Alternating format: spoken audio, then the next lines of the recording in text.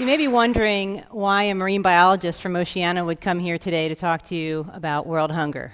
I'm here today because saving the oceans is more than an ecological desire. It's more than a thing we're doing because we want to create jobs for fishermen or preserve fishermen's jobs.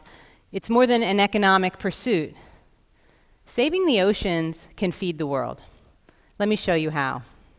As you know, there's already more than 1 billion hungry people on this planet. We're expecting that problem to get worse as world population grows to 9 billion or 10 billion by mid-century, and we can expect to have greater pressure on our food resources. And this is a big concern, especially considering where we are now. Now we know that our arable land per capita is already on the decline in both developed and developing countries. We know that we're headed for climate change, which is going to change rainfall patterns, making some areas drier, as you can see in orange, and others wetter in blue, causing droughts in our breadbaskets in places like the Midwest and Central Europe, and floods in others. It's going to make it harder for the land to help us solve the hunger problem. And that's why the oceans need to be their most abundant, so that the oceans can provide us as much food as possible. And that's something the oceans have been doing for us for a long time. As far back as we can go, we've seen an increase in the amount of food we've been able to harvest from our oceans. It just seemed like it was continuing to increase until about 1980, when we started to see a decline. You've heard of peak oil. Maybe this is peak fish. I hope not. I'm going to come back to that. But you can see about an 18% decline in the amount of fish we've gotten in our world catch since 1980. And this is a big problem. It's continuing. This red line is continuing to go down. But we know how to turn it around. And that's what I'm going to talk about today. We know how to turn that curve back upwards so this doesn't have to be peak fish. If we do a few simple things in targeted places, we can bring our fisheries back and use them to feed people.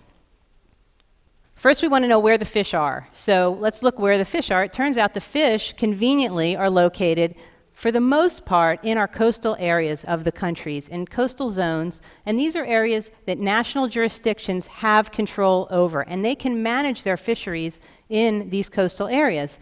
Coastal countries tend to have jurisdictions that go out about 200 nautical miles in areas that are called exclusive economic zones. And this is a good thing, that they can control their fisheries in these areas, because the high seas, which are the darker areas on this map, the high seas, it's a lot harder to control things because it has to be done internationally. You get into international agreements. And if any of you are tracking the climate change agreement, you know this can be a very slow, frustrating, tedious process. And so controlling things nationally is a great thing to be able to do. How many fish are actually in these coastal areas compared to the high seas? Well, you can see here about 7 times as many fish in the coastal areas than there are in the high seas. So this is a perfect place for us to be focusing, because we can actually get a lot done. We can restore a lot of our fisheries if we focus in these coastal areas. But how many of these countries do we have to work in? There's something like 80 coastal countries. Do we have to fix fisheries management in all of those countries?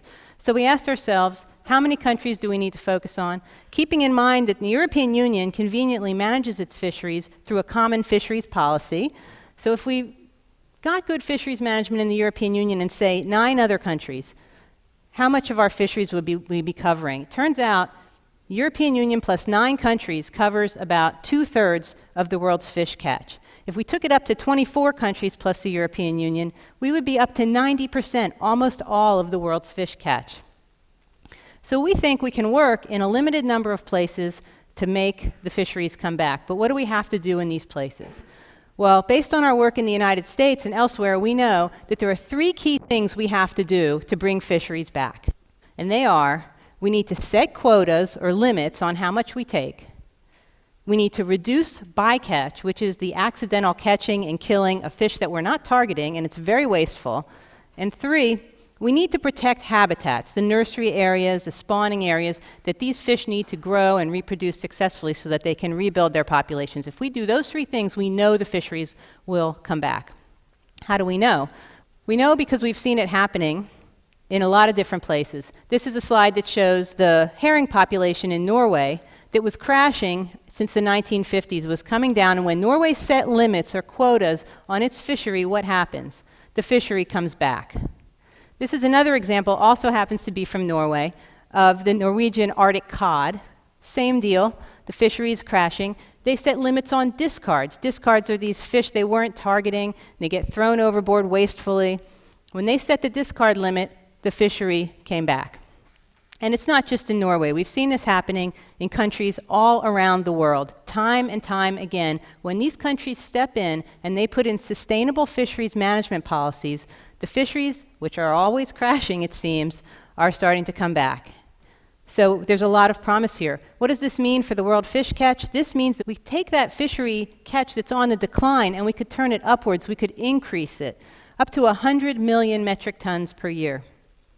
So we didn't have peak fish yet. We still have an opportunity to not only bring the fish back, but to actually get more fish that can feed more people than we currently are now. How many more? Right about now, we can feed about 450 million people a fish meal a day based on the current world fish catch, which, of course, you know, is going down. So that number will go down over time if we don't fix it. But if we put fishery management practices like the ones I've described in place in 10 to 25 countries, we could bring that number up and feed as many as 700 million people a year a healthy fish meal. We should obviously do this just because it's a good thing to deal with the hunger problem, but it's also cost effective. It turns out fish is the most cost-effective protein on the planet. If you look at how much fish protein you get per dollar invested compared to all of the other animal proteins, obviously fish is a good business decision.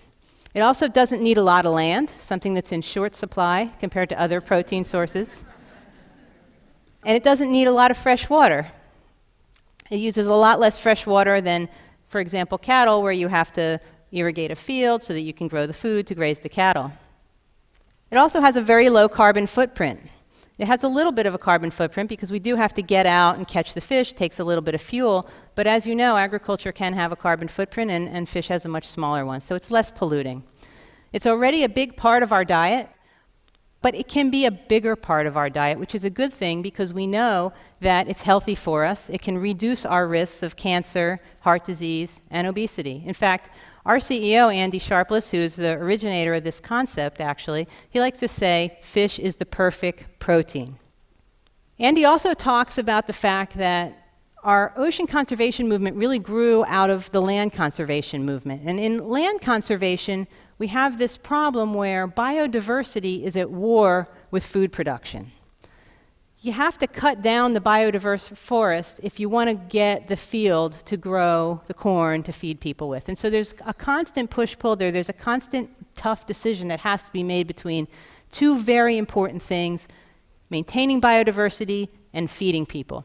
But in the oceans, we don't have that war. In the oceans, biodiversity is not at war with abundance. In fact, they're aligned. When we do things that produce biodiversity, we actually get more abundance. And that's important so that we can feed people.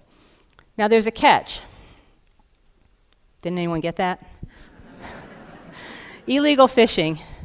Illegal fishing undermines the type of sustainable fisheries management I'm talking about. It can be when you catch fish using gears that have been prohibited, when you fish in places where you're not supposed to fish, you catch fish that are the wrong size or the wrong species. Illegal fishing cheats the consumer, and it also cheats honest fishermen, and it needs to stop. The way illegal fish get into our market is through seafood fraud. You might have heard about this. It's when fish are labeled as something they're not. Think about the last time you had fish. What were you eating? Are you sure that's what it was? Because we tested 1,300 different fish samples, and about a third of them were not what they were labeled to be. Snappers, 9 out of 10 snappers were not snapper. 59% of the tuna we tested was mislabeled. And red snapper, we tested 120 samples, and only 7 of them were really red snapper. So good luck finding a red snapper. Seafood has a really complex supply chain, and at every step in this supply chain, there's an opportunity for seafood fraud. Unless we have traceability. Traceability is a way where the seafood industry can track the seafood from the boat to the plate to make sure that the consumer can then find out where their seafood came from. This is a really important thing. It's being done by some in the industry, but not enough, so we're pushing a law in Congress called the Safe Seafood Act, and I'm very excited today to announce the release of a chef's petition where 450 chefs have signed a petition calling on Congress to support the Safe Seafood Act. It has a lot of celebrity chefs you may know: Anthony Bourdain, Marion Batali, Barton Seaver and others. And they've signed it because they believe that people have a right to know about what they're eating.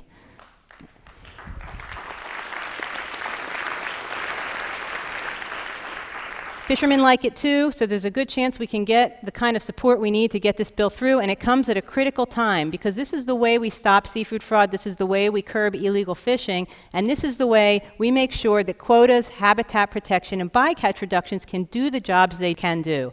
We know that we can manage our fisheries sustainably. We know that we can produce healthy meals for hundreds of millions of people that don't use the land, that don't use much water, have a low carbon footprint, and are cost effective. We know that saving the oceans can feed the world, and we need to start now. Thank you.